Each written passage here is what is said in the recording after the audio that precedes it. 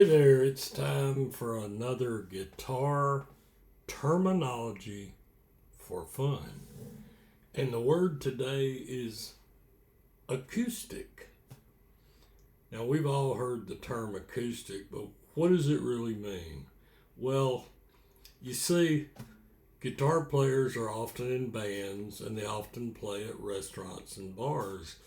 And there's always, a pool table nearby. So when they take a break, one of the band members will normally say, "Hey, you want to play some pool?" And the guitar player says, "Yeah, but I got to go get a cue stick." Ha ha ha.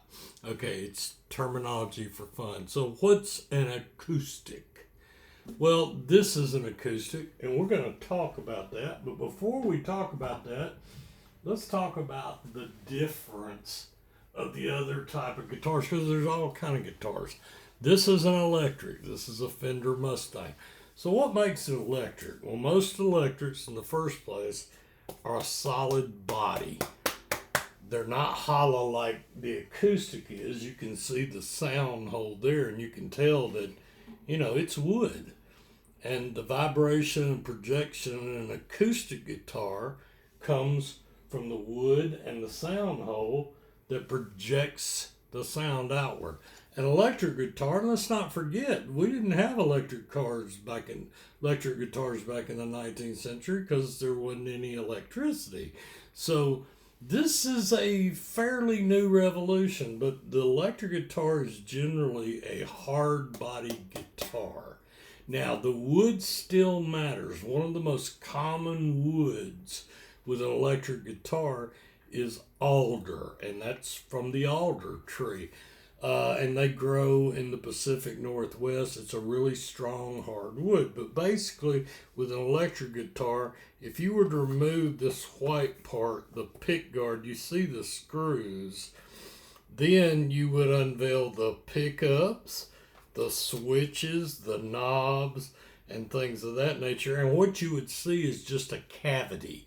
So in other words, like where this pickup is, there'll be a square that is cut out there and the pickup is inserted there, and they make room for the wiring. And so the electric guitar relies on pickups. Now, pickups are just magnets, and they're commonly, the strength of the magnet has to do with the sound the pickup produces. So we're talking about an acoustic guitar today, but I want you to understand the difference between an electric and an acoustic, because an electric is going to rely on the pickups to get the different sounds, and it's going to have things like a tremolo bar to make a vibrato and things like that. So just so we know. Now, another type of guitar is what they call a semi hollow body guitar. Now you can see this, I'm going to get close, and you can actually look in, let's get on it here, and you can see that there is a chamber in here, but it's not like the big acoustic I started with. Now this is a semi-holly nylon string electric. It actually has a pickup underneath what we call the bridge that's up underneath here that's controlled by these knobs. Some electrics are like that, and then some acoustics are semi-hollow acoustics, and many of them have nylon strings.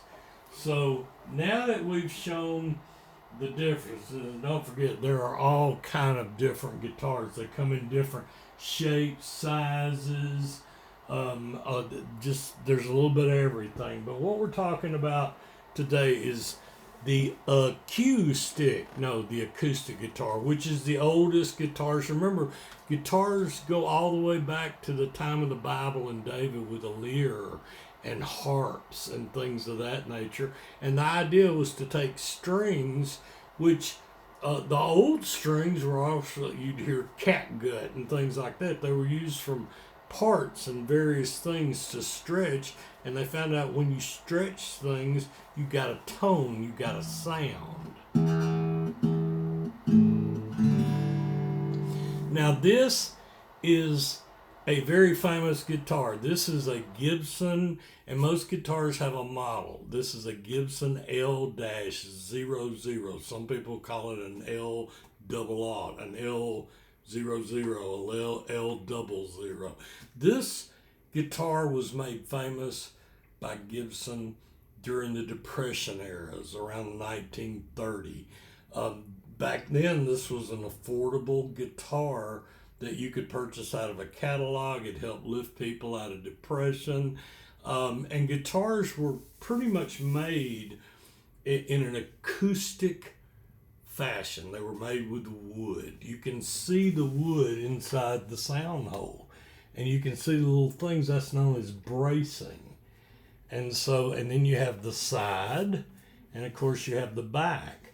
And the different kind of woods greatly affect the tone. Everything from mahogany to maple to cedar.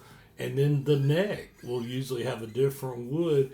And the back of the neck, it'll have a finish that makes the different way that the guitar feels and sounds.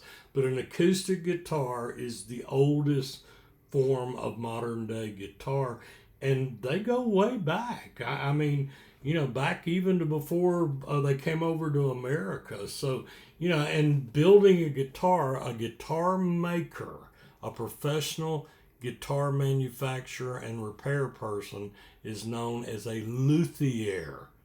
Luthier. A luthier is a guitar manufacturer and expert. Most of the time we refer to a luthier as someone who works on guitars, and there's a lot of work that can be done to a guitar. So let's talk about the acoustic guitar, and let's talk about some of the parts. Well, naturally you have strings. Strings come in different gauges. That's how thick the string is. And an acoustic guitar, that you buy strings, and they're commonly referred to with common names like ultralight, very light, light, medium, heavy, things of that nature. The strings you put on a guitar in conjunction with the neck of the guitar and the scale of the guitar, and that's the difference between another item of the guitar. This right here is called the nut, and that is where the neck crosses over to the headstock. And the strings nuts are made out of all kind of different material. A very common one is bone, and a luthier has to file the nut for the string to fit inside there and to be at the right height, because what you want is the right height from the string down to the fret. So what's a fret? Well, these are frets. This is the first fret, second fret, third, fourth, fifth, sixth, seventh, eighth, ninth, 10th, 11th, and 12th. Now, guitars have markings on there. Very commonly, you see the dot right here is on the first dot is generally on the third fret. The next one's on the fifth. The next one's on the seventh, the ninth, and then the 12th has two dots. And the reason the 12th has two dots is that is an octave. It's the same note with a different pitch. If I pluck the top E string, that's an E string, and then I come down here to the 12th fret, that's an E also. It's just an E in a different pitch.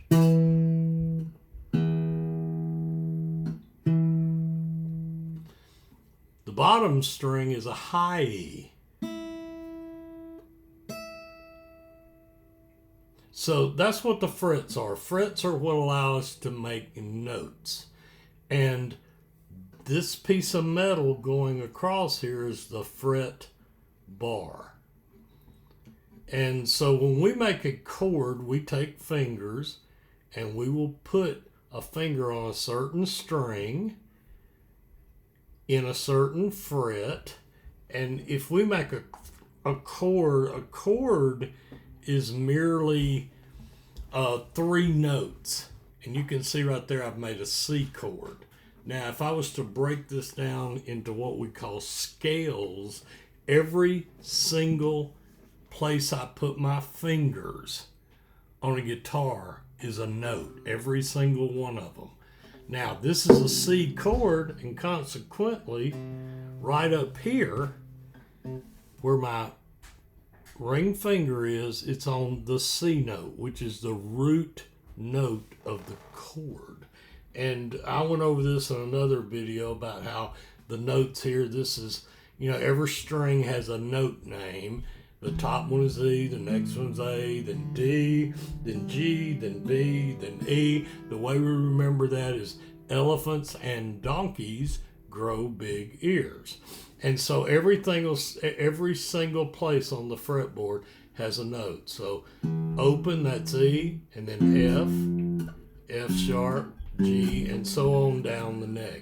The reason these dots are here is to help us when we're doing scales or chords to know what goes on. And so the biggest thing we look at as guitarists is the 12th fret, because that's where the octave is. And when we play scales, we work our way down.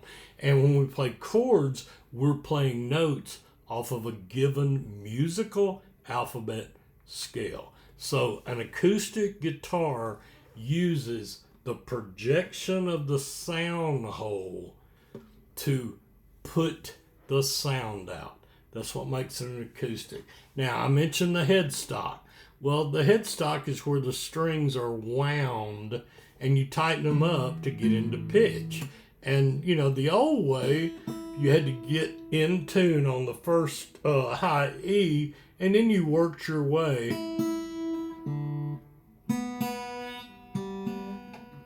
Whoop, that was bad. Nowadays, we have tuners. We have electronic tuners. Let me just turn that on.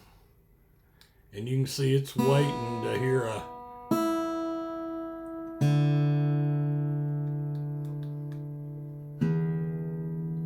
And so that's how that works, how we tune guitars electronically. Now, but a lot of people use a good old ear and a pitch pipe that will give the pitch of the notes. So the rest of the acoustic guitar parts, well, of course, this is the sound hole. The part going around the sound hole is known as the rosette. And the rosette, typically on a very fine guitar, will have inlays and pearl, abalone, which just make it beautiful. And then you have the pick guard. Now, not every guitar has a pick guard. Some guitars, they include a pick guard, but they don't put it on because people want different styles of pick guard. And then, of course, you have the guitar finish. You can see the guitars behind me that are kind of light color. Most of those are a Sitka spruce top, whereas this top here has been colored to what they call a sunburst.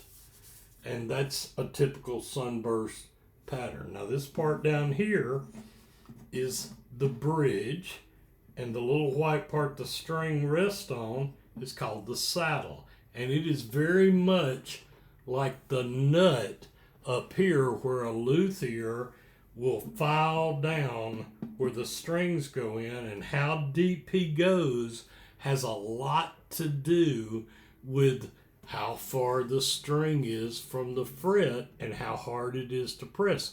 Some guitarists want it to be hard to press because it makes a distinct sound. Others want the playability to be easy, and they don't want it hard to press. Now, the big difference between an acoustic, the bridge on an acoustic, and the bridge on an electric, the bridge on an electric does not have any type of saddle, or the saddle is metal.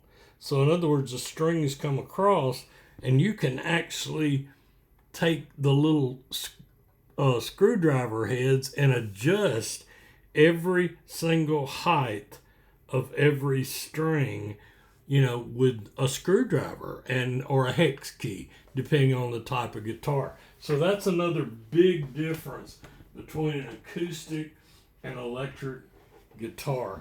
So what else have I not covered? Well, this naturally is called the body. Now, you've got like a waist here, and that's exactly what it's called. It's a waist, and the different sizes of guitar are judged based on the sizes, the measurement across the waist, and then it's almost like a body, and so up here, this wide area, and down here, this wide area, those are known as a bout, B-O-U-T. And the distance from the width of the lower bout and the width of the upper bout helps define what kind of guitar it is, the size. Is it an orchestra model? Is it a full size? Is it a grand auditorium? Is it a parlor size? Is it a mini size? So the acoustic, and then of course you have the sides. A lot of times guitars are made with a specific wood on the top. Then they'll have a different wood on the side. And normally the wood on the side and the wood on the back are the same. But that changes too. And all these woods get where the pickups, the electric pickups on an electric guitar give you the sound and the tones and the pitches and what you're looking for. The wood and the strings and the body of the guitar is what's going to give you the sound and the richness of an acoustic guitar. Now, the last thing are the tuning pegs. And you can see these are pegs that wind the strings. And we tune these. This is how you tune a guitar. You start plucking a string and you turn it up, you turn it down. There are certain ways that you string a guitar. You always try to make the strings, when you tighten them up, not go inward toward the headstock, but go outward. Now, this is a typical 1, 2, 3 on one side, 1, 2, 3 on the other. What you'll find in a lot of electrics, not all of them, some of them have a 3 and 3, but on many electrics, you'll have this fashion where all are on one side. There's one tuning head, 2, 3, 4, 5, 6.